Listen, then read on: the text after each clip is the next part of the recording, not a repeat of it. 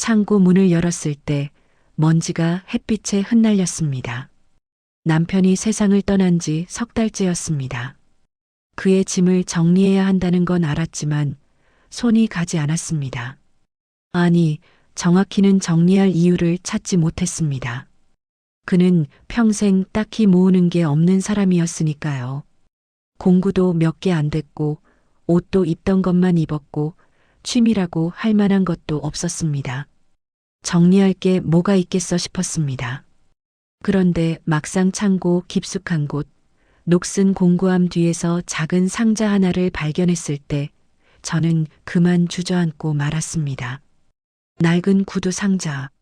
안에는 여자 손목시계 하나. 제가 20년 전에 잃어버렸다고 생각했던 그 시계였습니다. 여러분도 그런 순간이 있지 않으신가요?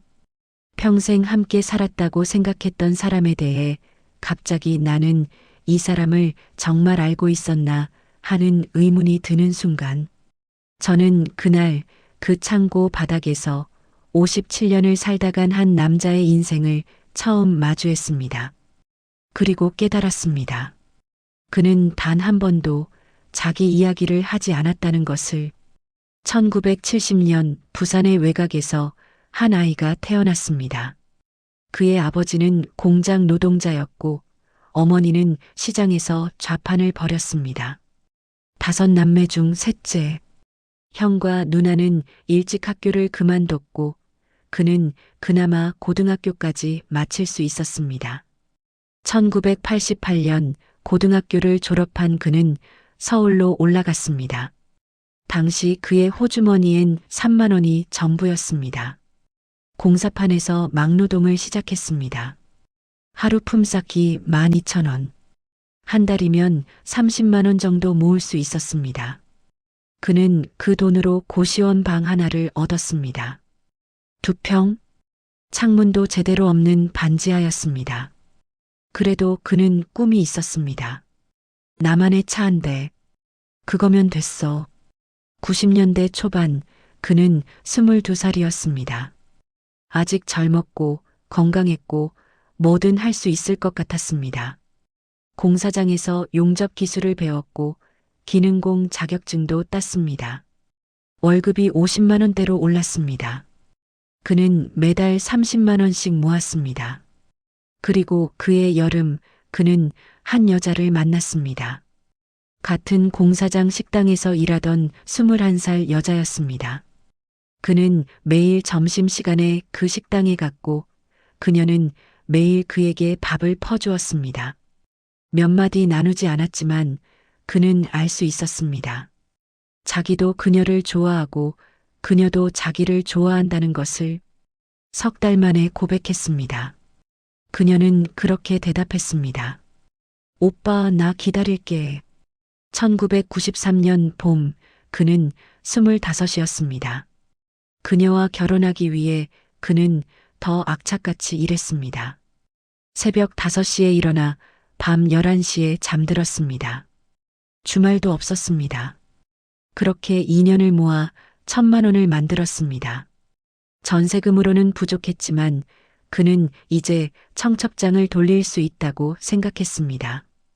그런데 그해 가을, 그녀에게서 전화가 왔습니다. 오빠, 미안해. 그녀는 다른 남자와 결혼한다고 했습니다. 그 남자는 32살 직장인이었고 이미 아파트가 있었습니다. 그녀의 부모님이 결정한 일이었습니다. 오빠가 싫은 게 아니야. 근데 나도 오래 기다릴 자신이 없어. 그는 아무 말도 하지 못했습니다. 전화를 끊고 나서 그는 고시원 방에 이틀 동안 틀어박혀 있었습니다. 밥도 먹지 않았습니다. 울지도 않았습니다. 그냥 천장만 바라봤습니다. 여러분은 그런 적 있으신가요? 최선을 다했는데도 충분하지 않았던 순간, 누구를 원망할 수도 없고 무엇을 탓할 수도 없는 그저 내가 가진 게 부족해서 잃어버린 것들. 그는 그때 배웠습니다. 사랑은 노력만으로는 안 된다는 것을, 세상은 준비된 사람 편이라는 것을. 그리고 그날 이후로 그는 결혼을 포기했습니다. 하지만 인생은 참 묘합니다. 1995년 27에 그는 저를 만났습니다. 저는 당시 그가 일하던 공장 근처 슈퍼에서 일했습니다. 그는 거의 매일 저녁 6시에 캔커피 한 개를 사갔습니다. 600원짜리. 항상 같은 것만 샀습니다. 처음 몇 달은 인사만 나눴습니다. 감사합니다. 또 오세요. 그런데 어느 날 제가 슈퍼 앞에서 무거운 상자를 옮기고 있을 때 그가 말없이 다가와 들어주었습니다. 그리고 그렇게 말했습니다. 힘드시죠? 그게 전부였습니다. 하지만 그 짧은 말에 저는 이 사람이 착하다는 걸 알았습니다.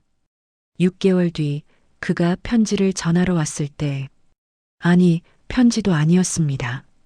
그냥 쪽지 한 장이었습니다. 거기엔 이렇게 적혀 있었습니다. 저랑 결혼해 주시겠습니까? 많이 가진 건 없지만 평생 잘해드리겠습니다. 저는 그때 26이었습니다. 부모님은 일찍 돌아가셨고 오빠 하나 있었지만 연락이 끊긴 상태였습니다. 혼자였습니다. 그래서 저도 대답했습니다. 좋아요. 우리는 구청에서 혼인신고만 하고 그의 고시원 방으로 들어갔습니다. 신혼여행은 없었습니다. 예식도 없었습니다.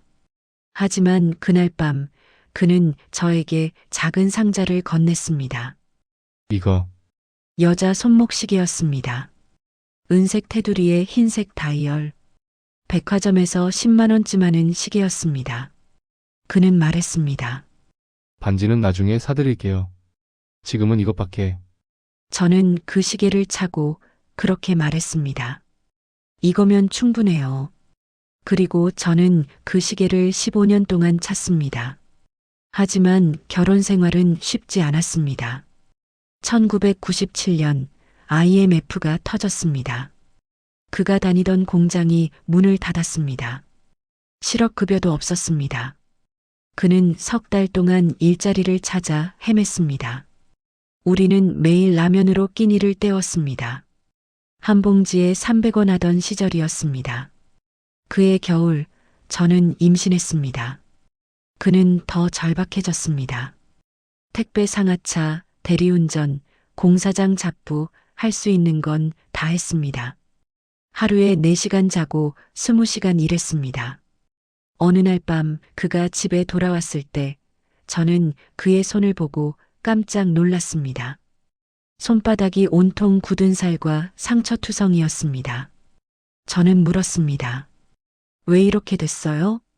그는 웃으며 말했습니다. 괜찮아. 잘 되겠지. 그게 그의 입버릇이었습니다. 잘 되겠지.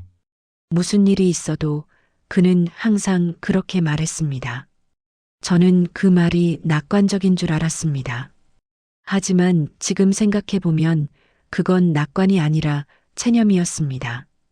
더 이상 기대할 게 없으니까, 더 이상 바랄 수 없으니까, 그냥 잘 되겠지 하고 말하는 수밖에 없었던 거였습니다.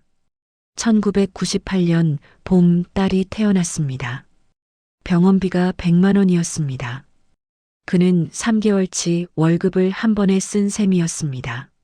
하지만 그는 아기를 안고 이렇게 말했습니다. 얘가 나보다는 잘 살겠지. 그리고 그는 더 악착같이 살았습니다. 2000년대 초반 경기가 조금씩 나아졌습니다. 그는 작은 용접 공장에 취직했습니다. 월급이 100만 원을 넘었습니다. 우리는 전세로 작은 빌라에 들어갔습니다. 5천만 원짜리 전세였습니다. 딸은 유치원에 다니기 시작했고 저는 동네 식당에서 일했습니다. 우리는 매달 30만 원씩 모았습니다. 그는 가끔 이렇게 말했습니다. 나중에 차 한 대 사면 주말에 어디 놀러 가자. 그의 꿈이었습니다. 드림카. 그가 20살 때부터 꿈꿔온 것. 중고차라도 좋으니 자기 차 한 대 갖는 것. 하지만 그 꿈은 이루어지지 않았습니다. 2008년 금융위기가 또 왔습니다. 그가 다니던 공장이 구조조정에 들어갔습니다. 그는 해고되지 않기 위해 임금 삭감을 받아들였습니다. 월급이 다시 70만 원으로 떨어졌습니다. 그리고 그해 가을 딸이 중학교에 입학했습니다. 학원비, 교복비, 교재비, 매달 50만 원이 나갔습니다. 그는 모아둔 돈을 꺼냈습니다. 500만 원. 10년을 모은 돈이었습니다. 차를 살 수 있는 돈이었습니다.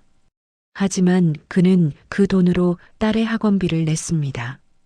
그리고 저에게 이렇게 말했습니다. 차는 나중에 사면 되지 뭐. 여러분은 알고 계신가요? 어떤 사람들은 평생 나중에를 기다리며 산다는 것을, 나중에는 절대 오지 않는다는 것을. 하지만 그들은 그걸 알면서도 계속 나중에라고 말합니다. 왜냐하면 지금은 자기보다 중요한 것들이 있으니까요. 2010년 그는 40살이었습니다. 몸이 아프기 시작했습니다. 허리 디스크였습니다. 의사는 수술을 권했습니다. 비용은 300만 원. 그는 수술을 미뤘습니다. 진통제 먹으면 괜찮아. 그는 매일 아침 진통제를 먹고 출근했습니다. 허리를 굽히고 펴는 것조차 힘들어했지만 절대 내색하지 않았습니다. 딸은 고등학생이 되었습니다. 대학 갈 나이가 다가왔습니다. 우리는 다시 허리띠를 졸라맸습니다. 그런데 2013년 그에게 또 다른 일이 생겼습니다. 공장에서 사고가 났습니다. 그가 용접 작업 중에 불꽃이 튀어 눈에 화상을 입었습니다. 다행히 시력은 괜찮았지만 산재 처리 과정에서 회사와 마찰이 생겼습니다. 회사는 그에게 사직서를 쓰라고 압박했습니다. 그는 버텼습니다. 석 달을 버텼습니다. 하지만 결국 회사는 그를 정리해고 명단에 올렸습니다. 45의 나이에 그는 다시 실업자가 되었습니다. 그날 밤 그는 집에 돌아와 소주 한 병을 샀습니다. 저는 그가 술을 마시는 걸 거의 본 적이 없었습니다. 그런데 그날 밤 그는 혼자 한 병을 다 마셨습니다. 저는 물었습니다. 괜찮아요? 그는 대답하지 않았습니다. 그냥 빈잔만 바라봤습니다. 그리고 한참 뒤에 그렇게 중얼거렸습니다. 나 하나 참으면 되는데. 그게 그의 인생 철학이었습니다. 나 하나 참으면 되는데, 자기가 아프면 참으면 됐습니다. 자기가 원하는 게 있어도 참으면 됐습니다. 자기가 서러워도 참으면 됐습니다. 그렇게 참으면 딸은 학교에 다닐 수 있고, 아내는 덜 힘들고, 집은 유지될 수 있으니까요. 하지만 저는 그때 몰랐습니다. 그가 얼마나 외로웠는지를. 2015년 딸이 대학에 합격했습니다. 등록금은 학기당 400만 원. 우리는 학자금 대출을 받았습니다. 그리고 그는 다시 일자리를 찾아 나섰습니다. 하지만 40 후반에 그를 받아주는 곳은 없었습니다. 편의점 야간 알바, 경비, 대리운전. 그는 할 수 있는 것을 다 했습니다. 그렇게 벌어서 한 달에 150만 원 정도 가져왔습니다. 딸은 그 사실을 몰랐습니다. 그는 딸에게 절대 말하지 않았습니다. 아빠 회사 잘 다녀. 걱정 마. 거짓말이었습니다. 하지만 그는 그 거짓말로 딸을 지켰습니다. 2017년 제가 유방암 진단을 받았습니다. 초기였지만 수술과 항암 치료가 필요했습니다. 비용은 1,000만 원이 넘었습니다. 보험으로 일부 커버되었지만 본인 부담금이 500만 원이었습니다. 그는 대출을 받았습니다. 그리고 저에게 이렇게 말했습니다. 당신은 괜찮을 거야. 걱정 마. 저는 그 말을 믿었습니다. 하지만 지금 생각해보면 그는 저를 안심시키려고 그렇게 말한 게 아니었습니다. 자기 자신을 안심시키려고 그랬던 겁니다. 당신이 괜찮아야 나도 괜찮아. 당신이 없으면 나는 혼자야. 그는 혼자 남는 것을 가장 두려워했습니다. 버림받는 것을 가장 두려워했습니다. 25살 때 사랑하던 여자에게 버림받았던 기억이 그를 평생 따라다녔습니다. 그래서 그는 더욱 악착같이 저를 지키려 했습니다. 다행히 저는 완쾌했습니다. 하지만 그 과정에서 그는 무너졌습니다. 2019년 그는 50살이 되었습니다. 몸은 이미 망가진 상태였습니다. 허리 디스크는 악화되어 걷는 것조차 힘들어졌고 당뇨병까지 생겼습니다. 의사는 입원 치료를 권했지만 그는 거부했습니다. 괜찮아. 약만 먹으면 돼. 그는 매일 6알의 약을 먹었습니다. 혈당약, 혈압약, 진통제, 소화제. 아침에 3알, 저녁에 3알. 딸은 대학을 졸업하고 취직했습니다. 첫 월급으로 우리에게 50만 원을 보냈습니다. 그는 그 돈을 받고 처음으로 울었습니다. 저는 그게 기쁨의 눈물인 줄 알았습니다. 하지만 지금 생각해보면 그건 안도의 눈물이었습니다. 이제 내 역할은 끝났구나. 이제 나는 쓸모없는 사람이 되는구나. 그는 그렇게 생각했던 것 같습니다. 2020년 코로나가 터졌습니다. 그가 하던 대리운전 일도 끊겼습니다. 수입이 아예 없어졌습니다. 딸이 생활비를 보냈지만 그는 그 돈을 쓰지 않으려 했습니다. 내가 벌어야지. 어떻게 자식 돈을 쓰냐? 하지만 더 이상 일자리는 없었습니다. 그는 하루 종일 집에만 있었습니다. 텔레비전을 보거나 창밖을 바라보거나 그냥 누워 있었습니다. 저는 그에게 물었습니다. 뭐 하고 싶은 거 없어요? 그는 잠시 생각하더니 이렇게 대답했습니다. 없어. 그는 평생 자기가 원하는 것을 생각해 본 적이 없었습니다. 아니, 생각하지 않으려 했습니다. 왜냐하면 원하는 걸 생각하면 그걸 가질 수 없다는 사실이 더 고통스러우니까요. 그래서 그는 아예 원하지 않는 법을 배웠습니다. 그리고 그렇게 조금씩 그는 자기 자신을 잃어갔습니다. 2022년 어느 날이었습니다. 그가 갑자기 저에게 물었습니다. 당신 그 시계 어디 갔어요? 저는 깜짝 놀랐습니다. 그 시계 이야기는 오래전에 끝난 일이었으니까요. 사실 그 시계는 20년 전에 잃어버렸습니다. 정확히는 2011년이었습니다. 제가 시장에 갔다가 손목에서 떨어뜨린 것 같았습니다.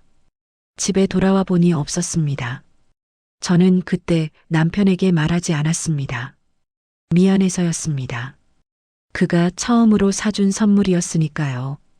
그런데 그날 그가 갑자기 그 시계를 물었습니다. 저는 거짓말을 했습니다. 고장 나서 버렸어요. 그는 아무 말도 하지 않았습니다. 그냥 고개만 끄덕였습니다. 하지만 그의 표정이 조금 어두워진 것 같았습니다. 저는 그때 몰랐습니다. 그가 이미 그 시계를 찾아뒀다는 것을. 2023년 그의 건강이 급격히 나빠졌습니다. 당뇨 합병증으로 신장 기능이 떨어졌고 투석이 필요한 상황이 되었습니다. 의사는 일주일에 3번 투석을 받아야 한다고 했습니다. 그는 처음 한 달은 투석을 받았습니다. 하지만 2번째 달부터 거부하기 시작했습니다. 너무 힘들어. 그냥 집에 있고 싶어. 저는 설득했습니다. 딸도 전화로 설득했습니다. 하지만 그는 고집을 부렸습니다. 내 몸은 내가 알아. 그만하고 싶어. 그는 평생 고집이 센 사람이었습니다. 자기가 옳다고 생각하면 절대 꺾이지 않았습니다. 하지만 이번엔 달랐습니다. 그는 옳다고 생각해서 거부한 게 아니었습니다. 그냥 지친 거였습니다. 더 이상 버틸 힘이 없었던 겁니다.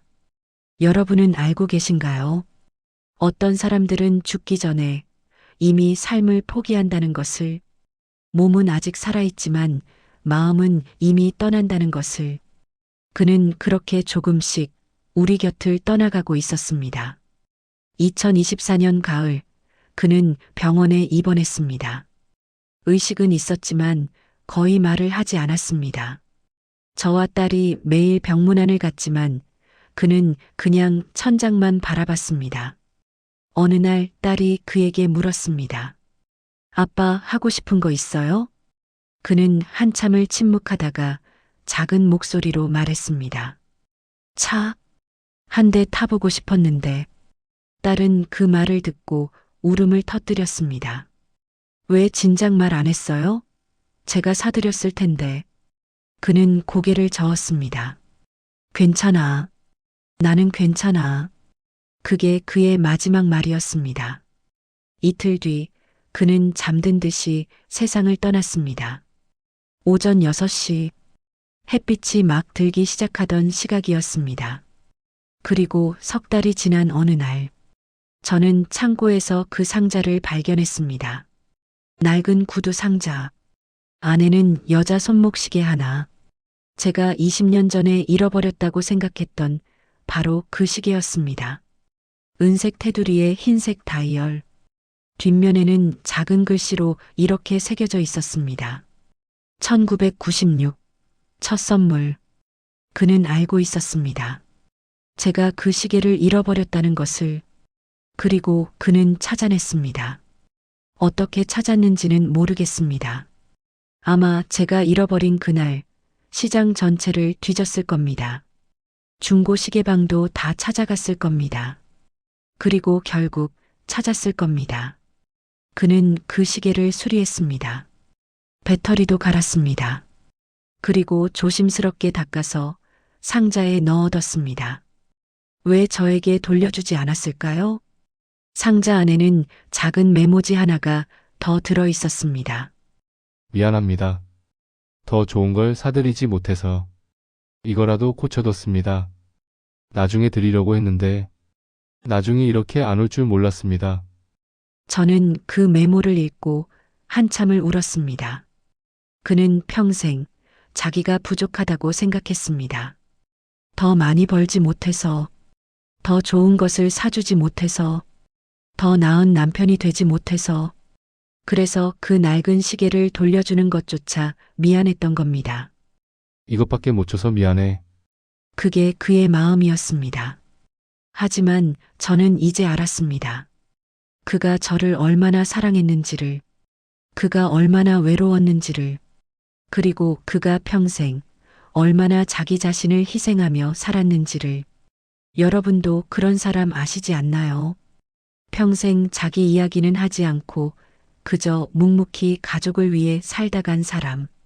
말은 없었지만 그 침묵 속에 사랑이 가득했던 사람. 그가 바로 그런 사람이었습니다. 이제 저는 묻습니다. 하지만 더 이상 대답을 들을 수 없습니다. 당신 행복하셨어요? 후회는 없으세요? 정말 원하던 게 뭐였어요? 나한테 화난 적은 없었어요? 외롭지 않으셨어요? 대답은 없습니다. 그저 이 낡은 시계 하나만이 그의 마지막 대답입니다. 당신을 사랑했습니다. 우리는 모두 언젠가 누군가의 서랍 속 물건 하나로 기억됩니다. 그 물건이 무엇인지는 중요하지 않습니다. 중요한 건 그 물건에 담긴 이야기입니다.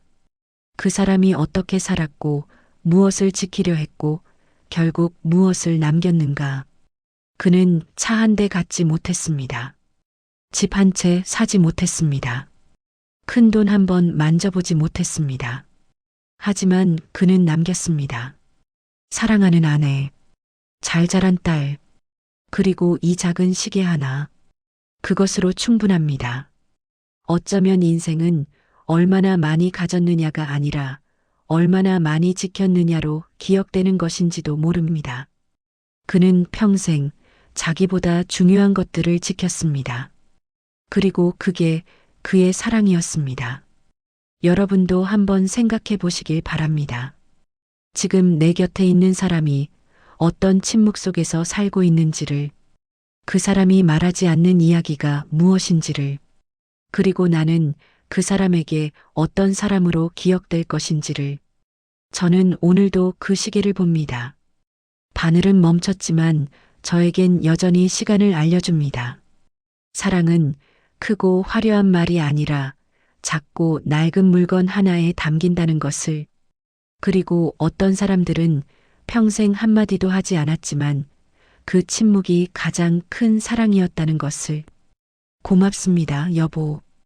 이제야 알았어요. 당신이 얼마나 외로웠는지, 당신이 얼마나 나를 사랑했는지. 미안합니다. 그리고 사랑합니다.